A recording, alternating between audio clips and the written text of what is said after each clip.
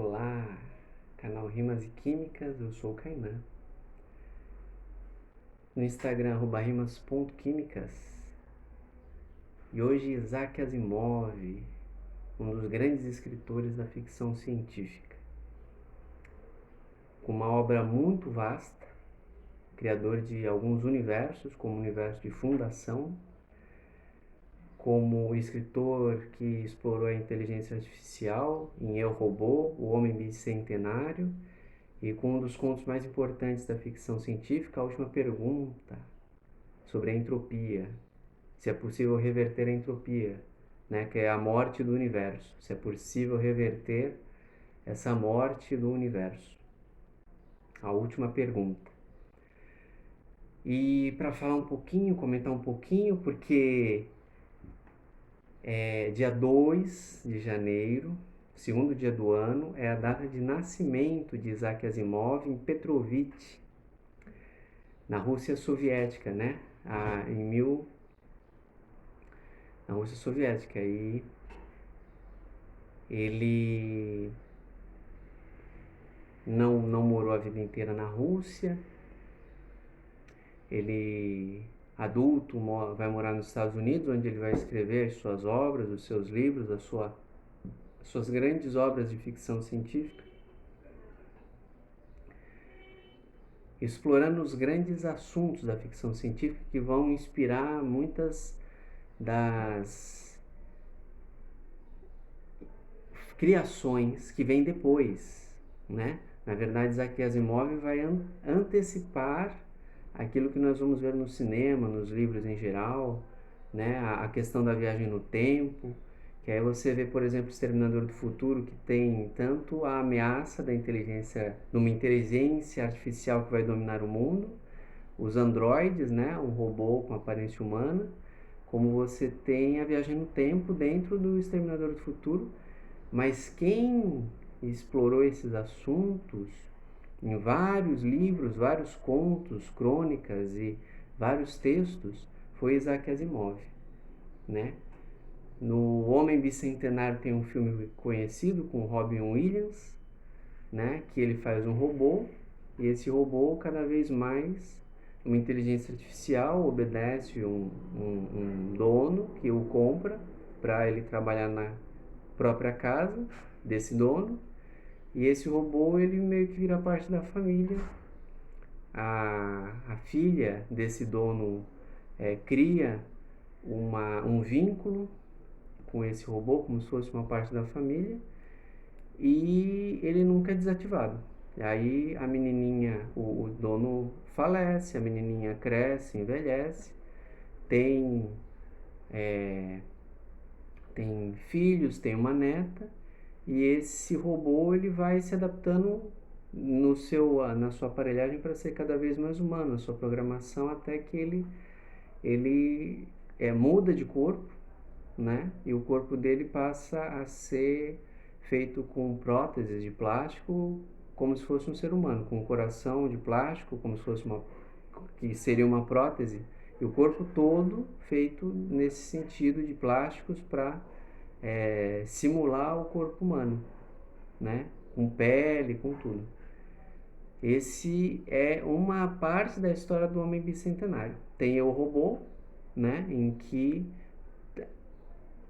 uma inteligência artificial tenta dominar o mundo a partir dos androides, cria uma rede única de controle para todos os robôs, toda a inteligência artificial no planeta Terra, e passa a manipular o ser humano e passa a dominar, passa a querer dominar o ser humano, controlar o ser humano anonimamente, sem ninguém saber.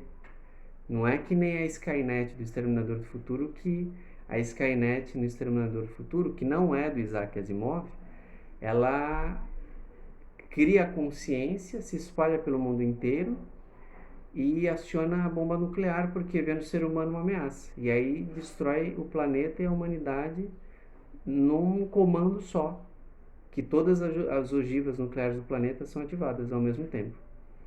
E aí os androides dominam o mundo, né? Isso no Exterminador do Futuro, que, repito, não é do Isaac Asimov. A ideia da Skynet vai vir do Eu, Robô. Um dos textos que vai inspirar, né, essa inteligência artificial que domina o mundo, que é controladora, que é tirânica, é o Isaac Asimov. Um desses textos é o Eu, Robô, que tem justamente essa questão. Só que no Eu, Robô tem um robô que tem uma programação que repele esse comando central da inteligência artificial que está tentando dominar o ser humano. Só que de forma invisível. Ele não quer, essa inteligência artificial não quer destruir o ser humano como se fosse uma ameaça, quer controlar o ser humano. Ela quer tanto proteger o ser humano que ela quer dominar, né? Que são as 3 leis que os robôs precisam seguir, né? Proteger o ser humano, obedecer às ordens e tal, que o Isaac Asimov é que vai desenvolver essas leis, que nós podemos falar na semana que vem ou num outro episódio mais para frente. Nesse sentido, né, você tem, por exemplo, também impérios galácticos, né? Você tem, por exemplo, a Fundação, que a humanidade se espalhou por toda a galáxia e se transformou numa grande civilização única. E em Fundação, a galáxia já está dominada há alguns milênios.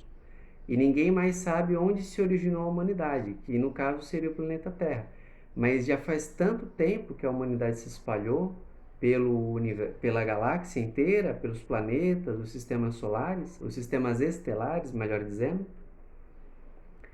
que já não se sabe nem mais onde começou a humanidade. Que foi no planeta Terra, o povo não sabe. Isso é o universo de Fundação, né?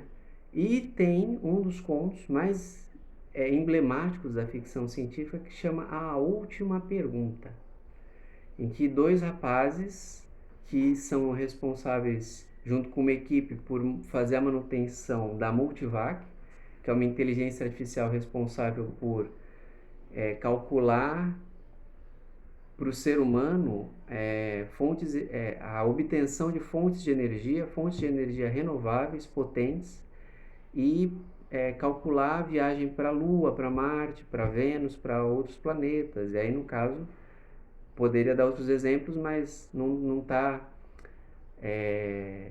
A história vai explicando assim por cima. O que a Multivac faz? Ela faz isso. Desenvolve tecnologias mais avançadas. Aí uma delas é captar energia direto do Sol e fornecer essa energia para o planeta inteiro. E ela consegue descobrir uma forma de desenvolver uma espécie de satélite, uma espécie de aparelhagem na forma de satélite que fica em órbita da Terra, na distância entre a Terra e a Lua, que capta energia solar e fornece energia e capta de forma suficiente para abastecer a Terra inteira, né? Isso vem da ideia da escala de Kardashev, né? Tem a esfera de Dyson, né? O enxame de Dyson, né?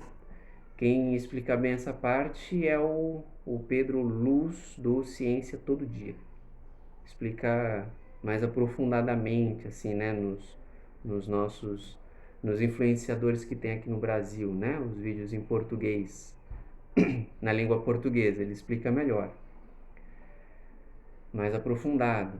E a Multivac, nessa história do Isaac Asimov, ela descobre como obter essa energia solar, só que com um aparelho só, né? Diferente do que a gente tem as teorias aí da vida real, do Dyson, né? Do Kardashev, que é a escala de Kardashev, né? Então, a Multivac começa a responder outras perguntas, e aí esses 2 técnicos que cuidam da Multivac, eles estão bêbados e eles começam a discutir se é possível alguma coisa além dessa energia solar, quanto tempo o Sol vai durar, e aí vem uma pergunta se é possível reverter a entropia. Eles bêbados perguntam para a Multivac, é possível reverter a entropia? E a Multivac dá uma pausa, ela congela, como se tivesse desligado. Aí liga, aparece de novo as luzes e ela fala, não há dados suficientes. E aí a história vai passando várias épocas diferentes, com pessoas diferentes, E as pessoas vão refazendo essa pergunta em situações diferentes. É possível reverter a entropia do universo? E a Multivac sempre responde: não há dados suficientes. E ela vai indo, e o Sol acaba, e ela vai para outro planeta, e vai para outra galáxia, e vai para outro universo, e vai para outro lugar, até que ela encontra a resposta. O final da história é a resposta. Existe como reverter a entropia do universo? Aí a gente vai ter que descobrir se é possível reverter a entropia do universo. O que a Multivac respondeu? Lendo. E tem o conto, tem o texto, tem história em quadrinhos, né? Acredito que no YouTube já deve ter alguma animação. A última pergunta. É assim que a gente encerra esse vídeo. Muito obrigado por ter assistido esse vídeo. Curte, compartilha, se inscreve aqui no canal e vamos ler mais ficção científica. Ler, ver os filmes, ver séries, ver os conteúdos que tiver aí de ficção científica. Vamos descobrir mais a ficção científica, tá certo? Um abraço.